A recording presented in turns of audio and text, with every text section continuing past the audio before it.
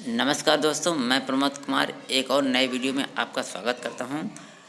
इस बार का हमारा टॉपिक रहेगा राष्ट्रीय न्यास अधिनियम 1999।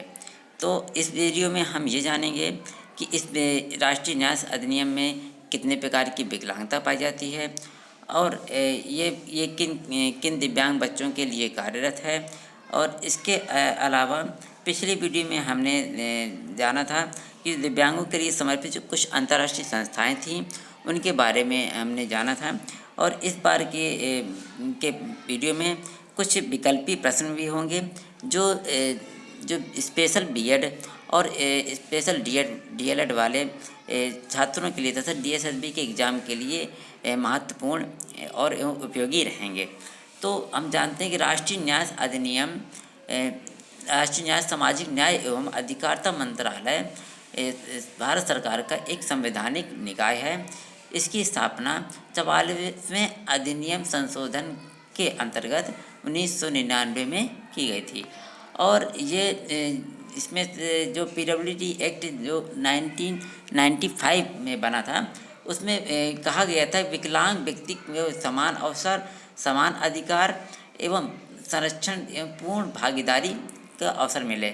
लेकिन इसमें से राष्ट्रीय न्यास अधिनियम में कहा गया है कि अक्षम व्यक्तियों के अभिभावक अथवा संरक्षक की मृत्यु की स्थिति में उसकी देखभाल एवं सुरक्षा प्रदान की जाए। तो लगभग दोनों का में से थोड़ा थोड़ा ही अंतर है। इसमें जो राष्ट्रीय न्यास अधिनियम 1999 है तो उसमें ये ministry of social justice of empowerment के अंतर्गत कार्य करता है, यानी MSJE के अंतर्गत कार्य करता है। तो ये केवल ऐसे दिव्यांगों के लिए कार्यरत होता है जिनके जो संरक्षण होते हैं, माँ बाप होते हैं, वो उनके जीवन के आरंभ में ही यानी जीवन के दौरान भी उनकी मृत्यु हो जाती है, उनके देखभाल करने के लिए कोई व्यक्ति नहीं होता है, तो उनके लिए ये राष्ट्रीय न्यास अधिनियम कार्य करता है। तो अब हम जानते हैं कि राष्ट्रीय नेशनल ट्रस्ट एक्ट 1999 में कितने प्रकार की डिसेबिलिटीज़ पाई जाती है। तो इसमें मुख्यतः 4 प्रकार की डिसेबिलिटीज़ को रखा गया है, जिसमें से पहला आता है ऑटिज्म यानी स्वालीनता, दूसरा सेरेब्रल पॉलिसी यानी प्रमस्तिष्कघात, और तीसरा मेंटल रिटार्डेशन, चौथा मल्टीपल डिसेबिलिटी यानी बहुविकलांगता। जैसे कि हमने जाना था कि जो पीडब्ल्यूडी एक्ट 1995 में थे उसमें 7 प्रकार की विकलांगता का वर्णन किया गया था।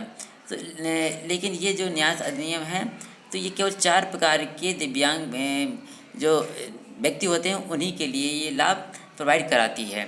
तो हम देखते हैं कि सेरेब्रल पॉलिसी जो बच्चे होते हैं, साथ साथ में जो बहुत विकलांग बच्चे होते हैं, मेंटल रिटार्डेशन बच्चे होते हैं, और जो ऑटिज्म बच्चे होते हैं यानी कि स्वालीन बच्चे होते हैं, तो उनके लिए ये राष्ट्रीय न्यास अधिनियम है वो लाभ पहुंचाएगी। तो इसमें से जो नेशनल ट्रस्ट एक्ट 1999 में मुख्यतः 9 अध्याय रखे गए हैं और इसमें से खंड 36 खंड रखे गए हैं। तो 9 अध्यायों के बारे में हम जान लेते हैं।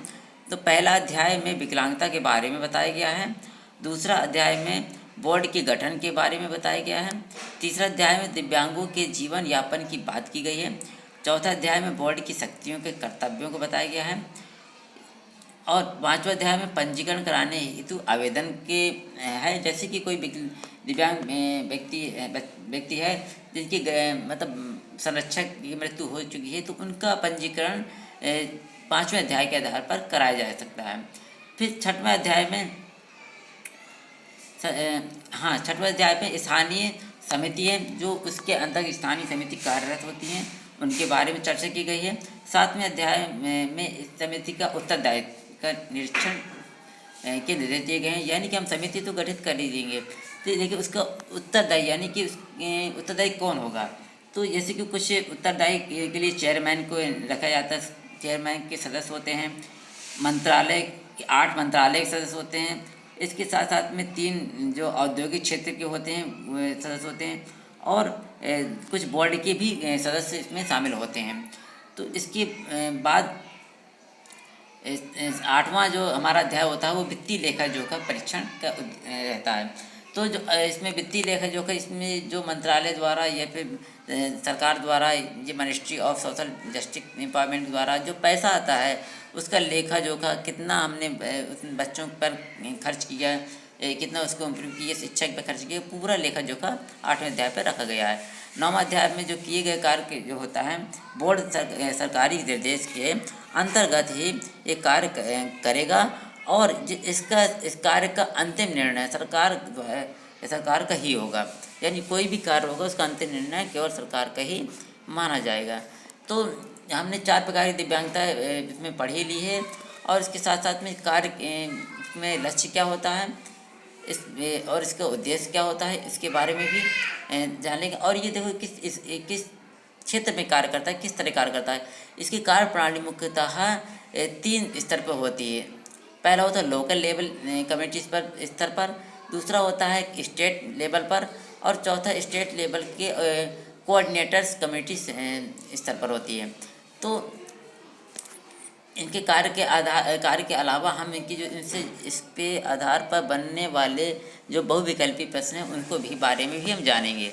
तो पहला, भारतीय न्यास अधिनियम के अंतर्गत संबंधित कुछ महत्वपूर्ण प्रश्न बनते हैं, जिनमें से पहला प्रश्न है कि न्यास अधिनियम 1999 कब लागू किया गया। तो देखिए, पहला ऑप्शन है 2000 में, दूसरा बी ऑप्शन है कि 1900, ये तो 1900 तो हो ही नहीं सकता, ठीक है। सी ऑप्शन है कि 1999 में और डी ऑप्शन है 2001 में। तो हम जैसे कि जानते हैं कि न्यास अधिनियम कब आया, 30 दिसंबर 1999 में आया, लेकिन इसमें बात की गई लागू कब हुआ, तो लागू हुआ हमारा 2000 में, ठीक, सन 2000 में। पहला ऑप्शन सही है। दूसरा प्रश्न बनता है कि भारतीय न्यास अधिनियम में कितने प्रकार की दिव्यांगताओं को शामिल किया गया है। शायद गलत दिखा है, दिव्यांगता शामिल किया गया है। तो पहला ऑप्शन है ए ऑप्शन 5 प्रकार की, बी ऑप्शन 4 प्रकार की, सी ऑप्शन 7 प्रकार की और डी ऑप्शन 21 प्रकार की। तो 21 प्रकार की RPWD एक्ट में 21 प्रकार की दिव्यांगता शामिल किया गया है और 7 प्रकार की दिव्यांगताओं को हम शामिल किया गया PWD एक्ट में, लेकिन इसमें 4 प्रकार की दिव्यांगता को शामिल किया गया था, इसलिए हमारा आंसर सही होगा बी नंबर, 4 प्रकार की दिव्यांगता का। अगला क्वेश्चन है, राष्ट्रीय न्यास अधिनियम 1999 किसके अंतर्गत कार्य करता है। ए ऑप्शन भारत सरकार द्वारा, बी ऑप्शन सामाजिक न्याय अधिकारिता मंत्रालय, डी ऑप्शन PWD एक्ट और सी ऑप्शन PWD एक्ट और डी ऑप्शन सामाजिक कल्याण विभाग द्वारा। तो हम जानते हैं कि सामाजिक न्याय अधिकारिता मंत्रालय के अंतर्गत ही कार्यरत होता है, यानी कि ministry of social justice of empowerment, यानी बी ऑप्शन हमारा सही होगा। चौथा क्वेश्चन है, राष्ट्रीय न्यास अधिनियम में कितने अध्याय हैं।